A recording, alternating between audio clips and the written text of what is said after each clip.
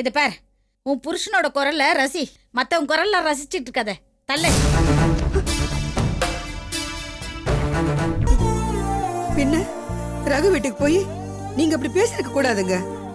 உங்க குடும்பமும் வேண்டாம், உங்க பொண்ணும் வேண்டான்னு முகதாட்சணமே இல்லாம சுலபமா சொல்லிட்டு வந்திருக்கீங்களே. இங்க பந்து மாதிரி குதிச்சு குதிச்சு ஆடிட்டு இருந்தவ பள்ளி மாதிரி இப்ப அவங்க வீட்டுல போய் ஒட்டிட்டால, அவ இதுவும் போடுவா, இதுக்கு மேலேயும் போடுவா. ஏன் அபிராமி? தம்பி, உங்களுக்கு முதலாளியை தெரிஞ்சதை விட எனக்கு 30 உங்களுக்கு நம்பிக்கை இருந்தா என்கிட்ட கொடுங்க சார். அப்படி இல்லைன்னா உங்களுக்கு நம்பிக்கை உள்ள ஆளுகிட்ட கொடுத்து விடுங்க. இல்லைன்னா நீங்களே வந்து கொடுங்க சார். தம்பி கொஞ்சம் இருங்க தம்பி, இதை வந்துடுறேன்.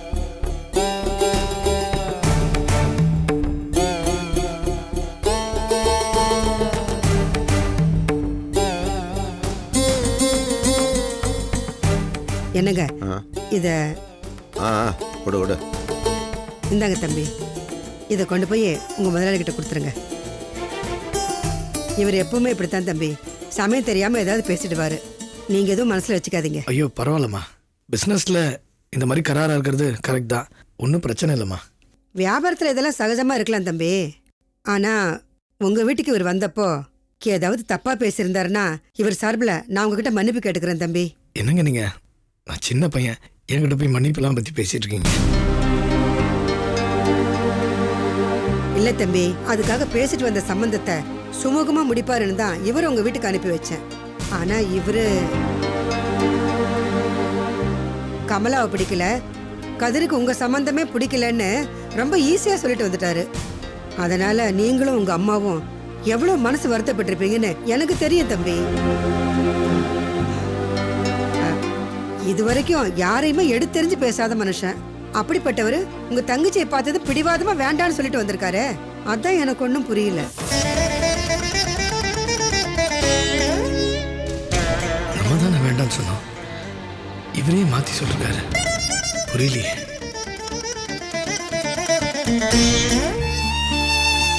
வரேன் சார். வரேம்மா. சரி தம்பி.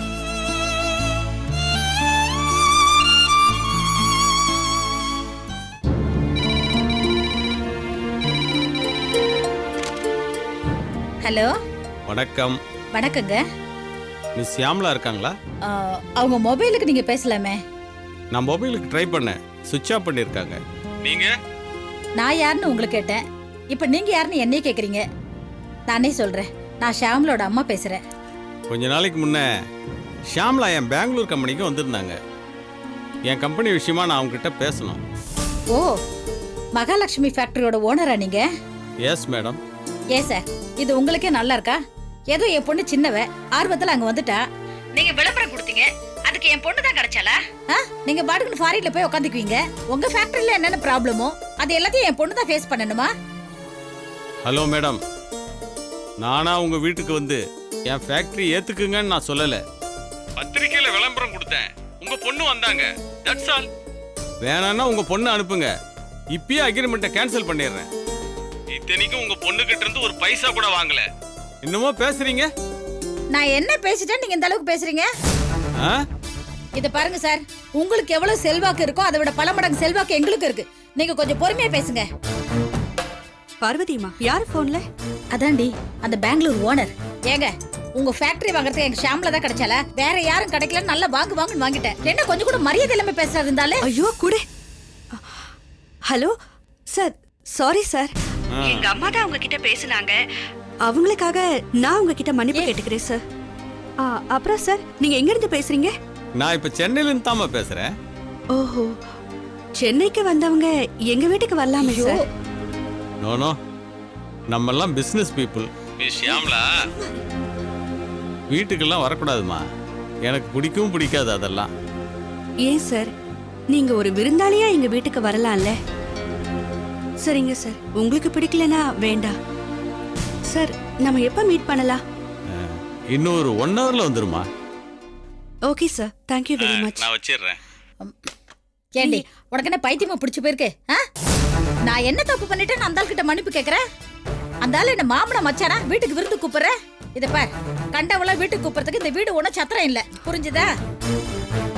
ஏன் பார்வதிமா, அவரோட குரலை கேட்டல எவ்வளவு இனிமையா இருக்கு. எங்கேயோ கேட்ட புல்லாங்குழல் இசை மாதிரி அந்த குரல் உனக்கு தோணல? அவரை போய் இப்படி இங்கேதோ இல்லாம பேசிட்டியே. ஐயோ தலை எழுத்து. நேத்து பேசினவங்க குரலே என்னால ஞாபகம் வச்சுக்க முடியாது. இந்த குரல் எனக்கு புல்லாங்குழல் இசை மாதிரி கேக்குதா? இது பார், உன் புருஷனோட குரல்ல ரசி, மத்தவங்க குரல்ல ரசிச்சிட்டு இருக்காத. தள்ளு.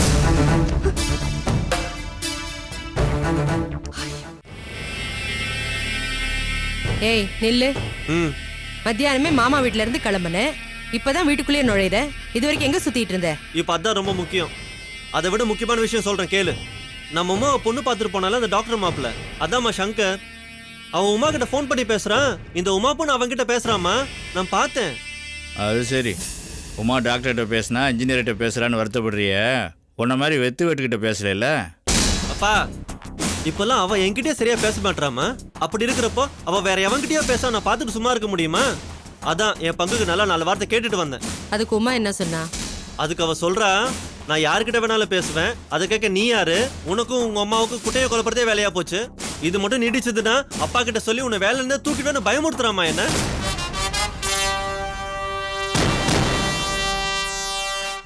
நம்ம உமா அப்படியா சொன்னா? பின்ன பொய்யா சொல்றேன்? எங்க உமா அப்படிதான் சொன்னான்னு என் தலையில அடிச்சு சத்தியம் பண்ணு பாப்போம். இன்னும் நீங்க அவளை புள்ள பூச்சியாவே நினைச்சுக்கிட்டு இருங்க. என்னைக்கு இந்த வீட்டை விட்டு அவ வெளியில போனாலோ அன்னையில இருந்து அவ குழவையாவே மாறிட்டா. ஏண்டா உமா இவ்வளவு பேசுறதெல்லாம் கட்டிட்டு உன் மாமா சும்மாவா இருந்தாரு? அந்த சமயத்துல மாமா வீட்டுல இல்ல. ஆனா அதுக்கப்புறம் வந்துட்டாரு. வர வர மாமா கூட திராட்சை காசு அப்புறம் நரி மாதிரி மாறிட்டாருமா.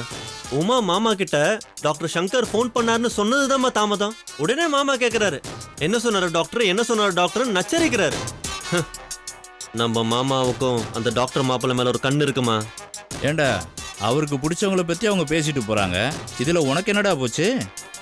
போய் வேலையை செஞ்சோமா, மாசமானமா, சம்பளம் வாங்கினோமான்னு இல்லாம என்னமோ அவங்க யார் மேல சொல்லி விடுறாங்க, யார் பல்லு போச்சுங்கிற கதையா பேசிட்டு இருக்க. கொஞ்சம் வாயை மூடிட்டு சும்மா இருங்க. என் பிள்ளைக்கு ஒன்றும் நீங்க புத்திமதி சொல்ல தேவையில்லை. நீ சொல்லுடா. அவ சொல்றாமா, நான் இந்த வீட்டுக்கும் அந்த வீட்டுக்கும் ஒற்றம் வேலை பாக்குறேன்னா. இது உங்க அம்மாவுக்கு தெரிஞ்சா இங்க வந்து சத்தம் போடுவாங்க. உங்க அம்மா வாயை திறந்தா நெய்வேலி சுரங்க மாதிரி நீண்டுகிட்டே போகும். இந்த மாதிரி வேலை எல்லாம் செய்யாதுன்னு எனக்கு ஆர்டர் போடுறாமா. போடுவாடா, ஆர்டர் எல்லாமே போடுவா. இங்க பந்து மாதிரி குதிச்சு குதிச்சு ஆடிட்டு இருந்தவ பள்ளி மாதிரி இப்ப அவங்க வீட்டுல போய் ஒட்டிட்டால, அவ இதுவும் போடுவா, இதுக்கு மேலேயும் போடுவா. ஏன் அபிராமி, உமா நீ வளர்த்த பொண்ணு, அவ இந்த மாதிரிலாம் பேசுவாளா பேச மாட்டாளான்னு உனக்கு தெரியாதா? ஏதோ இவன் சொன்னாங்கிறதுக்காக நீ பாட்டுக்கு இந்த பேச்சு பேசிட்டு இருக்க.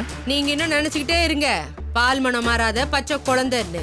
நம்ம வீட்டுல வளர்ந்த புறாவா இருந்தாலும் வானத்துல பறக்காமையே இருக்கும். நீ சொல்லுடா, அப்புறம் என்ன? இங்க இருந்து உடம்பு சரியில்லாம போனாரு தீட்சிதர். ஆமா, சிதம்பரம் கோயில் பெரிய தீட்சிதரா? அவருக்கு ஆபரேஷன் பண்ணது டாக்டர் சங்கர் தானா. அந்த செலவு பூரா மாமாவோடது தான். பாத்துக்கம்மா மாமா படம் எப்படி எல்லாம் போகுதுன்னு. நல்ல வாயம் சம்பாதிக்க நாராவாயம் கொண்டு போன கதையல்ல இருக்கு. மா, அந்த பணத்தை செட்டில் பண்றதுக்கு மாமா என்னதான் சென்னைக்கு அனுப்புவாருன்னு நினைக்கிறேன். அப்படியா விஷயம்? டேய் மனோகர், நீ சென்னைக்கு போறதா இருந்தா என்கிட்ட சொல்லாம போகாத என்ன? சரிதா? சரி. இங்க சிதம்பரத்தை சீரழிக்கிறது பத்தாம அங்க சென்னையை போய் சீரழிக்க போறியா அபிராமி? உன்னெல்லாம் திருத்தவே முடியாது. உமா இந்த வீட்டுக்கு மருமகளா வர்ற வரைக்கும் நான் திருந்தவே மாட்டேன். பாத்துறேன் நானா எங்க அண்ணனான்னு. உங்க அம்மா ரொம்ப கோவக்காரங்களா? நோ சார், இந்த உலகத்துல எங்க அம்மா மாதிரி யாரும் இருக்க மாட்டாங்க. அவங்க ரொம்ப ஜாலியான டைப்பு. தெரிஞ்சவங்கன்னா உயிரையே கொடுப்பாங்க. அந்நிய மனுஷங்கன்னா கொஞ்சம் ரிசர்வ்டா இருப்பாங்க, வேற ஒன்றும் இல்ல. என்கிட்ட தேவையில்லாம சண்டை போடுற மாதிரி பேசுனாங்களே. அம்மா சொன்னாங்க நீங்க தான் அப்படின்னு. அம்மாவோட கோவம் நியாயமானதுதான். அதுவும் இல்லாம உங்க கம்பெனிய லீஸுக்கு எடுக்கிறதுல அம்மாவுக்கு கொஞ்சம் கூட விருப்பம் இல்ல. நான் பெங்களூர்லயே கேட்கணும்னு நினைச்சேன். பிசினஸ் மேக்னெட் மாதிரி இருக்கிற உனக்கு ஓ ஐ எம் சாரி. உங்களுக்கு பரவாயில்ல சார், நான் உங்க டாட்டர் மாதிரி. நீங்க இந்த உரிமையிலேயே பேசலாம். துணையா வேற யாரும் இல்லையாம்மா? உனக்கு துணையா அப்பா இல்லையா? ஒரு ஆண் மாதிரி தனியாவே வரீங்க. அப்பா இருக்காருல்ல? எந்த அப்பாவை கேக்குறீங்க சார்? புரியல. அக்ரிமெண்ட்ல ஏதாவது குழப்பம் வரும்னு நினைக்கிறீங்களா சார்? நிச்சயமா இல்ல ஷியாம்லா. நான் உங்களை நம்புறேன். உன் வாழ்க்கையை பத்தி கேட்கறதால எனக்கு எந்தவித உள்நோக்கமும் கிடையாது. ஒரு கேட்டசி கேட்கணும்னு தோணுச்சு. சுருக்கமா சொன்னா அப்பா இருந்தோ இல்லாதவன்னு நினைச்சுக்கோங்க சார். இப்போதைக்கு என்னால அவ்வளவுதான் சொல்ல முடியும். ஆனா இந்த பூரா சொத்துக்கும் சொந்தக்காரர் என்னோட பெரியப்பா தான். அவர் இப்ப மலேசியால இருக்காரு. எப்போவாவது இங்க வருவாரு. மேற்கொண்டு இந்த சொத்துக்களை வாங்கறதுக்கோ விக்கிறதுக்கோ எனக்கு பவர் ஆஃப் அட்டானி கொடுத்திருக்காரு. மத்தபடி இந்த சொத்துக்கும் எங்க அப்பாவுக்கும் எந்த தொடர்பும் இல்லை. வெளிப்படையா சில கேள்விகள் கேட்டேன். மனசளவுல இல்லாட்டியும் வாயளவுல பதில் சொன்னேன். தேங்க்யூ. ஏன் சார், என் பதில்ல உங்களுக்கு உடன்பாடு இல்லையா? எல்லாருமே மனசுல இருக்கிறத எல்லாத்தையும் வெளிப்படையா கொட்டிட மாட்டாங்க. அவங்க உள் மனசுலயும் ஏதாவது சொல்ல முடியாத ரகசியம் இருக்கும். அது அவங்களுக்கு மட்டும்தான் தெரியும். அதனாலதான் நான் உங்ககிட்ட அப்படி சொன்னேன். உங்களை பத்தி பார்வதி அம்மா கிட்ட சொல்லாததுக்கு காரணமே உங்க உள் மனசு என்னன்னு தெரிஞ்சுக்கதா. அது வரைக்கும் உங்களை நான் பார்வதி அம்மா கிட்ட காட்டி கொடுக்க மாட்டேன். என்ன யோசனை ஷியாம்லா? ஒன்னும் இல்ல சார். உங்க மனைவி அதான் மகாலட்சுமி, ஐ மீன் பார்வதி மகாலட்சுமி, அவங்க இப்ப எங்க இருக்காங்க அத பத்தி தெரிஞ்சுக்கணுங்கிற அக்கறை இல்லாமலேயே நீங்களும் வாழ்ந்துட்டு இருக்கீங்க. How is it possible, sir? என் மனைவி பத்தி நீ தான் ரொம்ப அக்கறை எடுத்துக்கிட்ட மாதிரி தெரியுது. It's all right. Something wrong with me. இப்போ அவ்வளோதான் சொல்ல முடியும். ஓகே, நம்ம பிஸ்னஸ் பற்றி பேசுவோம். நான் அக்ரிமெண்ட்டில் சைன் பண்ணிட்டேன். நீ பார்த்துட்டு சைன் பண்ணுமா?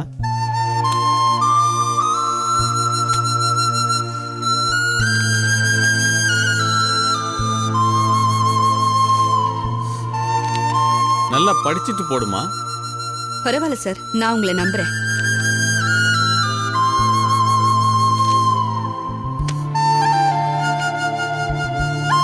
சாரி ஷியாம்லா, இன்னைக்கு சண்டேன்றதை மறந்துட்டேன்.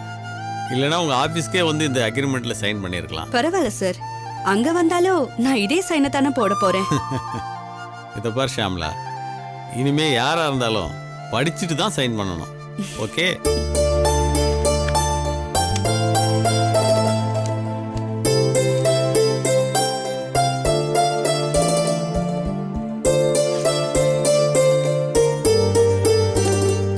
What is this? அமௌண்ட் எதுவுமே போடல, blank செக்கா? No no no no. நான் தான் முதல்லயே சொன்னேனே சார், நான் உங்களை நம்புறேன்னு. உங்க உயிர் என்கிட்ட இருக்கும்போது அமௌண்ட் எல்லாம் பெரிய விஷயமா சார்? ஏன் உயிரா? ஐ மீன் உங்க ஃபேக்டரி என்கிட்ட இருக்க போது அதத்தான் சொன்னேன். சரி சார், நீங்க ஃபாரின் எப்ப போக போறீங்க? இல்ல ஷியாம்லா, ஆபீஸ், ஃபேக்டரி, இன்னும் நான் முக்கியமான ஆபீசர்ஸ் எல்லாம் உனக்கு அறிமுகப்படுத்தல. அடுத்த வாரம் பெங்களூர் வரும்போது நான் கண்டிப்பா உனக்கு அறிமுகப்படுத்துறேன். ஓகே? ஓகே சார், அப்ப கிளம்பலாமா? இவ்வளவு பெரிய பிசினஸ் இந்த சின்ன இடத்துல முடிஞ்சிருக்கு. What A surprise. கடவுள் எப்பவுமே நல்லவங்க பக்கம் தான் இருப்பாரு. அன்பு எங்க இருக்கோ அங்கதான் கடவுளும் இருக்காரு. ஓகே, கிளம்பலாம் sir. Yes. Thanks a lot sir. Shall we go? Yeah sir, பில்ல வேற சார். பில்ல ரூமுக்கு அனுப்பிச்சு. Okay sir.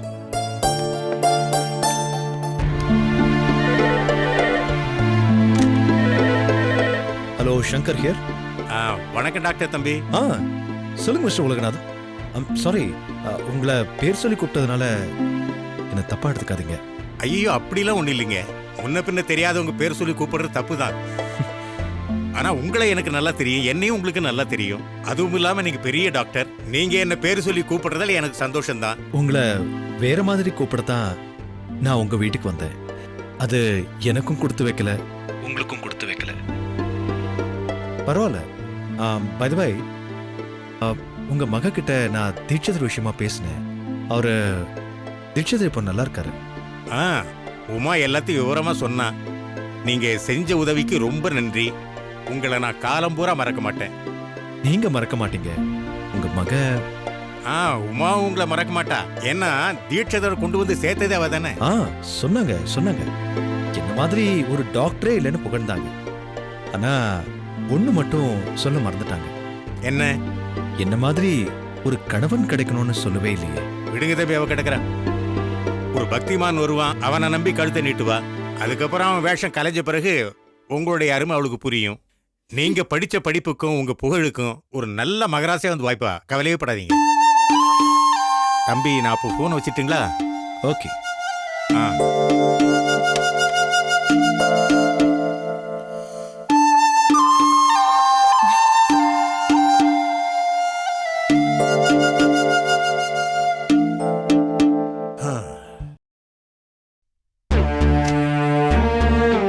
இருக்கிறது கருவேப்பிலை கொத்து மாதிரி ஒரே ஒரு புள்ள.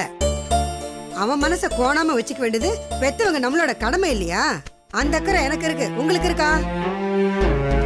பெருசா உபதேசம் பண்ணா மட்டும் பத்தாது. பாசத்தை கொட்டுறவ அம்மா, பாரத்தை சுமக்கிறவர் அப்பான்னு நீங்க தானே சொல்லிருக்கீங்க. எந்த பாரத்தை சுமந்திருக்கீங்க இது வரைக்கும்? பாவங்க, பாவம் அந்த பிள்ளை ரகு. முதலாளி அனுப்பிதான் வந்துச்சு. அந்த பிள்ளை மேல உங்களுக்கு சந்தேகம் ஏங்க? ஏன் உங்க குணம் இப்படி மாறி போயிடுச்சு? நான் ஒரு காரியம் பண்றேன்னா அதுக்கு 1000 காரணம் இருக்கும். எல்லாத்துக்கும் அர்த்தம் சொல்லிக்கிட்டு இருக்க முடியாது. 25 வருஷம் குடும்பம் நடத்தினா பத்தாது. புருஷன் மனசுல என்ன இருக்குன்னு நீ தெரிஞ்சுக்கணும். முதல்ல பெத்த பிள்ளையோட மனசுல என்ன இருக்குன்னு நீங்க புரிஞ்சுக்குங்க. அப்புறம் நான் உங்களை பத்தி ஆராய்ச்சி பண்றேன். ஆரம்பத்துல அவன் மேல எவ்வளவு வாதகமா பேசுனீங்க. இப்ப அவனை பார்த்தாலும் உங்களுக்கு கசப்பா இருக்கு. ஏங்க, ஏன் நீங்க இப்படி எல்லாம் பண்றீங்க?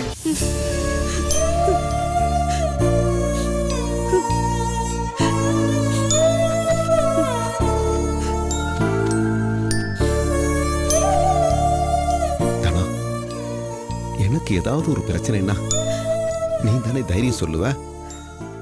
இப்ப உன் பையனை நினைச்சு கலங்குறியே.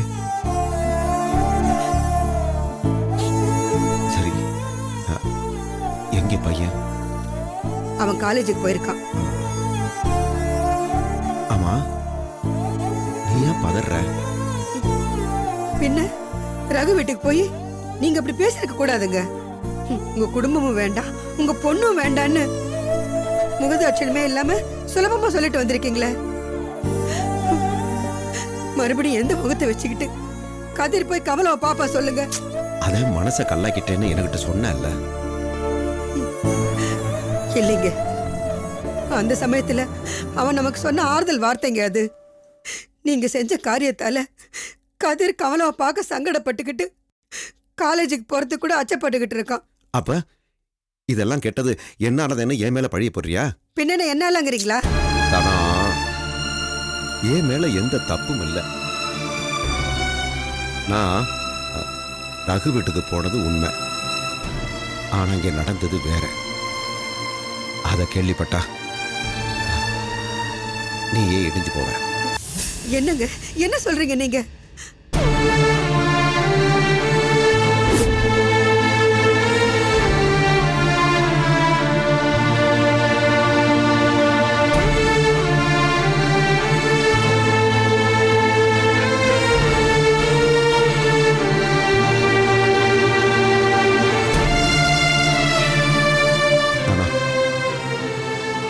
என்னைய கேவலமா திட்டியும் நான் ஏன் தெரியுமா சும்மா வந்தேன்? கமலா முகத்தை பார்த்த உடனே அந்த பொண்ணுதான் நம்ம வீட்டுக்கு மருமகளா வரணுங்கிற ஆசையினாலதான். அப்புறம் ஏங்க, ஏன் இந்த விஷயத்தை என்கிட்ட சொல்லல? ஏன் இவ்வளவு நாள் மறைச்சு வச்சிருந்தீங்க? சொல்லி இருந்தா என்ன பண்ணிருப்ப? அத கதிர்கிட்ட சொல்லிருப்ப. அவன் இப்ப இருக்கிற நிலைமையை விட இன்னும் மோசமா போயிருப்பான். அதனாலதான் நானே இந்த பழிய சுமந்துக்கிட்டேன். ஆனா இப்ப கூட நான் ஏன் தெரியுமா சொல்றேன்? என்னாலதான் இந்த கல்யாணம் நின்று போச்சுன்னு நீ தன அழுக கூடாதுதான்.